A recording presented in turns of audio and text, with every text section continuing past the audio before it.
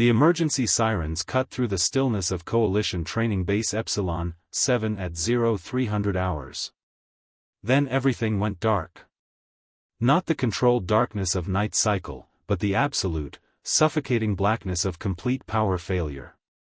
200 students from 30 different species found themselves trapped in their dormitory complex with zero illumination, zero climate control, and zero communication with the outside world. Panic spread like wildfire.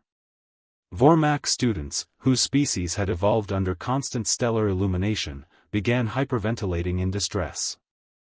Thetians, who navigated by electromagnetic field perception, found themselves disoriented without the building's usual power signatures.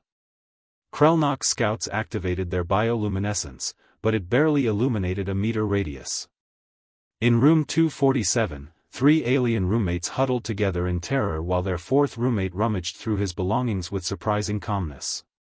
"We're going to suffocate," wheezed Ziktal, a Vormac engineer. "Life support is down. Oxygen recycling has stopped. We have maybe 4 hours." "Relax," came the human's voice from the darkness. "We've got more like 20 hours with this room's volume, and someone will fix it before then." "How can you be so calm, David?" demanded SciFi, a Korthian tactician. "We're trapped in complete darkness." "I mean, it's dark," David Kim admitted, "but I've been through worse. NYC blackout of 2019, remember? Whole city went dark for 18 hours. We managed." "That's a city-specific failure, not a universal constant," Ziktal argued, his voice rising. "This is a survival situation. The base has no backup power." "Yeah, about that." David's voice trailed off as metallic sounds echoed through the room. "Give me 5 minutes." "5 minutes for what?" SciFi asked suspiciously. "You'll see." The alien roommates heard strange noises, David grunting with effort, metal scraping against metal, objects being assembled. Then came a rhythmic sound, squeaking, spinning, mechanical. Suddenly, a small light flickered to life in the corner. Then another. And another. Within 3 minutes, their entire room was illuminated by a string of LED lights, all connected to a bizarre contraption where David sat on his Earth bicycle, pedaling steadily. The bike was mounted on a makeshift stand, its rear wheel spinning freely, connected by a series of belts and wires to what appeared to be a salvaged power converter from the engineering lab. "Bicycle generator," David explained between breaths, pedaling at a steady rhythm. "Basic physics. Kinetic energy converts to electrical energy through the wheel dynamo. I've been tinkering with this setup for a class project. Figured it might come in handy." The 3 aliens stared in stunned silence. "You're manually creating electricity," Ziktal whispered. "With your own body." "Yeah, it's like a workout and utility combined." David adjusted his pedaling speed. "This setup can generate about 150 watts sustained. Not much, but enough for lights and maybe charge some emergency communicators." SciFi's mandibles clicked rapidly, a sign of extreme cognitive dissonance. "But, why would you even conceive of such a primitive backup system? The base has quintuple redundant power supplies. And they all just failed," David pointed out, pedaling steadily. "My dad always said, hope for the best, plan for the worst. On Earth, we learn pretty quick that technology fails. So we keep low-tech backups." Within 10 minutes, other students noticed the light coming from room 247. Within 20, a crowd had gathered. David's roommates explained the setup, and soon David found himself at the center of an impromptu emergency response operation. "Can you power the medical bay equipment?" someone asked. "If I pedal harder and we rig up a better converter, maybe," David assessed. "But we should set up relay teams. Anyone else here have legs and know how to pedal?" 15 minutes later, 3 more makeshift bicycle generators were operational, cobbled together from gym equipment, salvaged motors, and David's engineering ingenuity. Students took shifts pedaling, maintaining enough power for critical systems.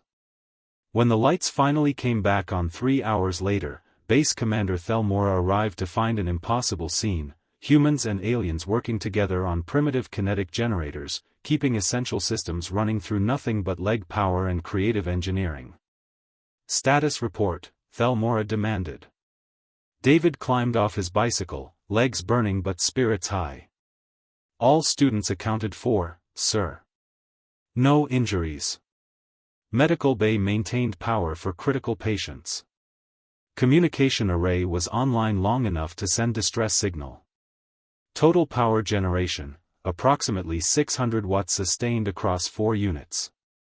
You created a backup power infrastructure in under an hour," Thelmora said slowly. "Using recreational equipment." "Yes, sir. It's not elegant, but it works." The commander pulled up David's file, then accessed human technological history. There it was: centuries of backup systems, redundancies built on redundancies, low-tech solutions for high-tech problems. Hand-cranked radios. Pedal-powered water pumps.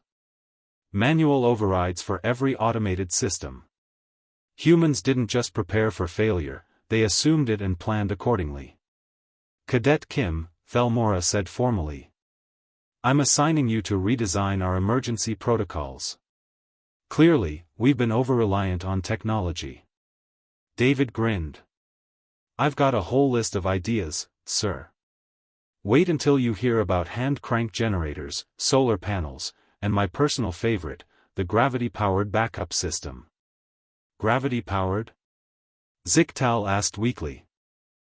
"Yeah, you hang a weight, it falls slowly, generates power through the descent. Humans have been using it in clocks for centuries. Super reliable."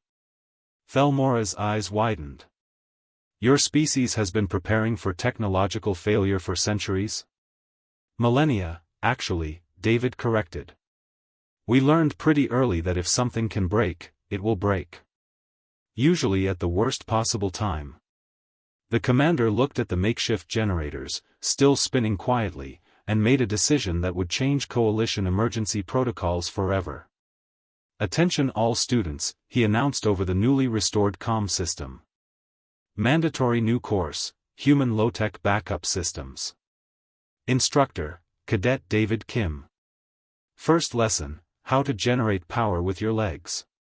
As the crowd dispersed, Zichtal approached David quietly. "You know what terrifies me most about humans?" "What?"